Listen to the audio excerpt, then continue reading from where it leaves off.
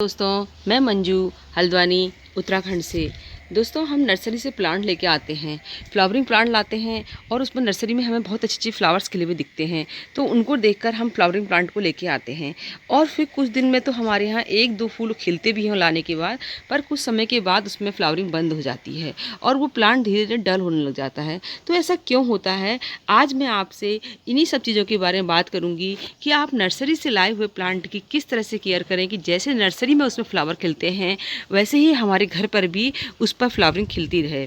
तो सबसे पहले आप मेरे ये देखिए, अपराजिता पर डबल पेटल वाली अपराजिता है कि बहुत हैवी फ्लावरिंग हो रही है। मैं इसको हर तरह से नहीं दिखा पाऊँगी, बहुत ज़्यादा इसमें फ्लावर्स आए हुए हैं। ये देखिए कितने फ्लावर्स आए हुए हैं इसके अंदर। दोस्तों, जब भी आप नर्सरी से कोई प्लांट लेके आते हैं तो सबसे पहले उस पर प्लांट नर्सरी वाले से उसके बारे में पूरी जानकारी ले आइएगा कि वो इसी सीजन का है या परमानेंट है, इस तरह से। क्योंकि कई बार हम सोचते हैं हमारा प्लांट लाए हम मर गए। सीजनल प्लांट तो अपने टाइम से ही चलेंगे और उसके बाद मर जाएंगे, पर जो पेरिनियल प्लांट होते हैं जो हमारे पास साल भर बने रहते हैं, उन प्लांट्स में कुछ रुक रुक कर बार बार फ्लावरिंग होती रहती है। कुछ समय रुकती है, फिर से फ्लावरिंग हो जाती है। तो सबसे पहले तो आप नर्सरी वाले से कोई भी प्लांट के बारे में लाने पर उससे जानकारी मालूम करके आएँ।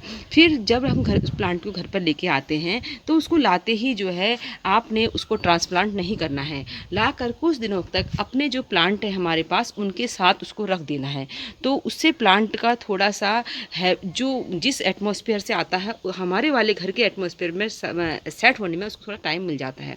तो कुछ दिन रखने के बाद अगर आपके पास कहीं पर कच्ची जगह है, जब प्लांट लेके आते हैं आप कच्ची जगह है तो आप वहाँ पर रखिएगा उसको। अगर कच्ची जगह नहीं है आपके पास तो आप अपने किसी बड़े प्लांटर में जिसमें पहले से प्लांट लगा हुआ है उस पर उस प्लांट को हमने रख देना चाहिए। क्योंकि नर्सरी में जो प्लांट रखा होता है आपने देखा होगा कि वहाँ पर वो प्लांट उन्होंने कच्ची ज़मीन पर रखे होते हैं, न कि पक्के फर्श पर रखे होते हैं। तो हमने भी उसको ऐसा ही एटमॉस्फेयर देने के लिए या तो हमारे पास कच्ची ज़मीन है तो वहाँ पर रखेंगे, वहाँ कच्ची ज़मीन हमारे पास नहीं है तो हम किसी बड़े प्लांटर में रख देंगे जिसमें कि पहले से प्लांट लगा हुआ है, तो उसको नीचे से मॉइस्चर मिलता रहेगा। सेकंड टिप्स, उसको प्लांटर में शिफ्ट करने की बात आती है। तो शिफ्ट करने के लिए जो अक्सर हमारे प्लांट आते हैं आजकल, हमारे फ्लावरिंग प्लांट जैसे गुड़हल हो गया, चांदनी हो गया, बहुत सारे प्लांट जो होते हैं वो अधिकांश रेड कलर की सॉइल के अंदर आते हैं। जो रेड कलर की सॉइल होती है वो पानी को होल्ड करके रखती है, तो उससे क्या होता है वो हमारे यहाँ के क्लाइमेट के हिसाब से नहीं चलती है।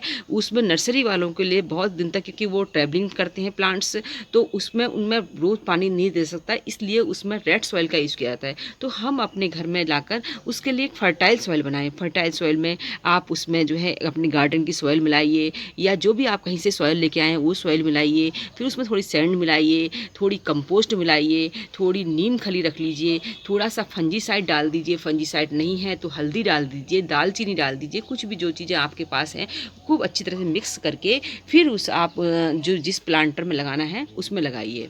प्लांटर सेट करने के लिए भी आपको ध्यान देना चाहिए। अगर आप बिगनर हैं, आपने शुरू में गार्डनिंग शुरू कर रखी है, तो हो सके तो आप जो है मिट्टी का पॉट ही यूज करें। क्योंकि मिट्टी के पॉट में जो होते हैं छोटे छोटे होल्स होते हैं, तो उससे एयर का सर्कुलेशन अच्छा होता है, प्लांट की रूट्स को ऑक्सीजन ज़्यादा मिलती है तो वो जल्दी डेवलप करती हैं। और फिर वैसे तो चलाने वाले जो हैं किसी में भी चला सकते हैं, प्लास्टिक में भी चला सकते हैं, टिन में भी चला सकते हैं।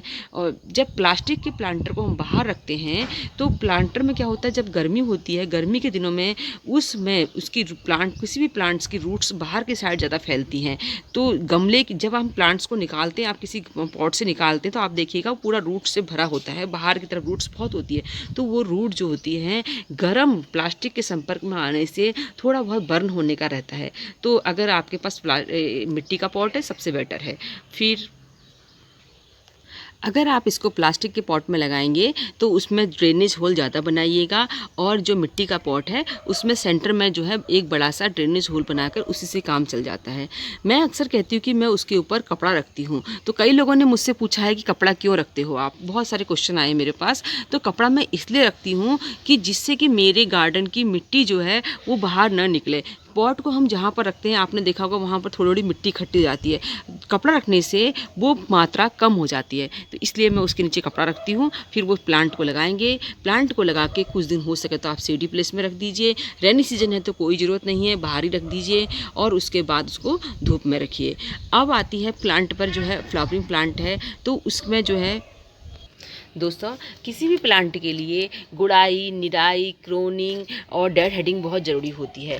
तो आप जो है हो सके तो 15 दिन में, और या फिर जब सर्दियां होती हैं, जैसा मौसम है अभी तो रेनी सीजन चल रहा है, रेनी सीजन में जिस दिन बारिश रुकती है एक दिन बारिश रुक जाए आपके यहाँ, तो उसके बाद उसमें जो है आप थोड़ी थोड़ी किनारे से थोड़ी थोड़ी गुड़ाई करते रहें। गुड़ाई करते रहने से हमारे प्लांटर की जो मिट्टी होती है वो पोरस होती है। पोरस होने से उसमें क्या होता है कि ऑक्सीजन की मात्रा ज़्यादा पहुंचती है। दूसरा, जो एक्स्ट्रा रूट्स बन जाती हैं प्लांट्स में, जो उसकी ज़्यादातर उसके जो न्यूट्रिशन उनको एब्जॉर्व कर लेती हैं, तो उनसे भी हमें वो मुक्ति मिलती है। तो हमारा प्लांट जो है ऊपर की तरफ ज़्यादा ग्रोथ करता है, नीचे की जड़ों में बहुत ज़्यादा इतनी एक्स्ट्रा रूट्स कट जाती हैं। तो निराई गुड़ाई भी हमने करते रहना पड़ता है। उसके अलावा एक्स्ट्रा बीड्स जो प्लांट्स में उग जाते हैं उनको उखाड़ते रहना पड़ता है। जो हम नहीं तो फर्टिलाइजर जो देते हैं उसको वो एब्जॉर्व कर लेते हैं, और उनको भी उखाड़ के अपने कंपोस्ट बिन में डालिएगा। उनको भी फेंकना नहीं, क्योंकि उन्होंने भी हमारे जो हमने उसमें न्यूट्रिशन देते हैं उसको एब्जॉर्व किया होता है। दोस्तों जो प्लांट होते हैं, प्लांट्स पर जो होते हैं लीव्स जो होती हैं येलो होने लग जाती हैं, कुछ कुछ लीव्स जो होती हैं नीचे की हो या कहीं पर भी हो, तो उनको आप झड़ने का इंतजार नहीं करना है, उसको हमने उनको हटा देना है, क्योंकि वो उसको आज नहीं तो कल झड़ना ही है, और वो तब जब तक प्लांटर पर रहेगी और उस प्लांट की जो हम न्यूट्रिशन देंगे उनको एब्जॉर्ब करेगी। तो इनको इन चीज़ों को आप हटा दीजिएगा।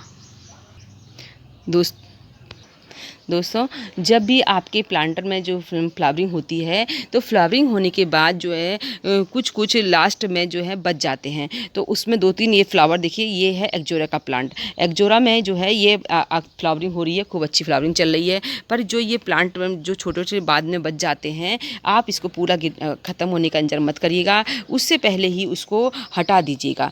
हटाने के लिए आप इसको पिंचिंग भी कर सकते हैं, और जो है कैंची से काट भी सकते हैं। हार्ड हो तो कैंची से काटना ज़्यादा अच्छा होता है, क्योंकि इससे इसके टिश्यू डैमेज कम होते हैं। तो इसको हटाने से जो होता है, एक प्लांटर की में जो प्लांट लगा होता है उसकी खूबसूरती बढ़ती है। बहुत ज़्यादा उसका इंतजार नहीं करना है, नहीं तो और फिर नए नए सूट्स आते हैं, जहाँ पर हम क्रोन करेंगे वहाँ से नए सूट्स आएंगे। नए सूट्स आने से उन पर नई बड्स बनेंगी और नई फ्लावरिंग होगी। दोस्तों सबसे इम्पोर्टेंट चीज़ है फ्लावरिंग प्लांट के लिए सनलाइट। सनलाइट के बिना फ्लावरिंग नामुमकिन है। अगर आपका प्लांट हेल्दी भी है और आपको उसको सनलाइट नहीं दे पाएंगे तो वो फ्लावरिंग नहीं कर पाएगा। तो हर ज़्यादातर फ्लावरिंग प्लांट के लिए आपको 5 से 6 घंटे की सनलाइट बहुत ज़रूरी है। दोस्तों हमने प्लांट्स पर जो है फ्लावर लेने पर ज़्यादा जोर न देते हुए उसकी हेल्थ पर जोर देना चाहिए। अगर हमारा प्लांट हेल्दी होगा तो ज़रूर वो हमको फ्लावरिंग देगा। तो उसके पहले हम उस प्लांट पर, आप ये देख लीजिए, आपका प्लांट आप नर्सरी से लाए थे उस समय तो बहुत अच्छा दिख रहा था, खूब बड़े बड़े फूल दिख रहे थे उसके ऊपर, घर आके ऐसा हो रहा है। तो जैसे गुड़हल है, गुड़हल में या तो मिलीबग की प्रॉब्लम हो जाती है या एफिड्स की प्रॉब्लम हो जाती है। तो इसमें मिलीबग में तो सफ़ेद सफ़ेद रंग के दिखते हैं, एफिड्स में तो आपको पता ही नहीं चलता कि इस प्लांट में आपको कोई डिजीज़ लगी है। एक क्लोरोसिस की प्रॉब्लम भी होती है, उसमें जो प्लांट की जो पत्तियां होती हैं वो हल्की हल्की पीली पीली दिखने जाती है, मतलब लस ग्रीन नहीं दिखा देती है। तो अपने प्लांट की प्रॉब्लम को पहचानते हुए हमने उसी तरह से उसका ट्रीटमेंट करना है। नेक्स्ट टिप्स, अगर आपको अपने प्लांट पर बहुत अच्छी हैवी फ्लावरिंग चाहिए तो उसके लिए आपको फर्टिलाइज़र भी देना चाहिए। फर्टिलाइज़र के लिए आपने उसमें ऐसा फर्टिलाइज़र देना चाहिए जिसमें माइक्रो न्यूट्रिएंट और जो बेसिक न्यूट्रिएंट होते हैं वो ज़्यादा मात्रा में हो, मतलब नाइट्रोजन, पोटेशियम, फास्फोरस के अलावा बहुत सारे माइक्रो न्यूट्रिएंट होते हैं, कैल्शियम हो गया, आयरन हो गया, मैग्नीशियम हो गया, इस तरह का फर्टिलाइज़र देना चाहिए। तो वो फर्टिलाइज़र तो मैं आपको बनाकर कुछ समय बाद बताऊँगी, पर फिलहाल जो है आप इसको जैसे फ्लावरिंग हो रही है तो पोटेशियम रिच देना है हमने। और अगर हमारे प्लांट में देख रहे हैं कि आप पत्तियां उसकी ग्रीन नहीं है, लस ग्रीन नहीं है, तो उसके अंदर कुछ आयरन की वाला आप देंगे कि लोहे की कीलों को पानी में घोल दीजिए, वो दे दीजिए। और कभी मट्ठा जो है भिगो के, जो है कैल्शियम मिल जाता है, मट्ठे वाली जो है उसकी छाछ का जो है लिक्विड बना के फर्टिलाइज़र वो दीजिए।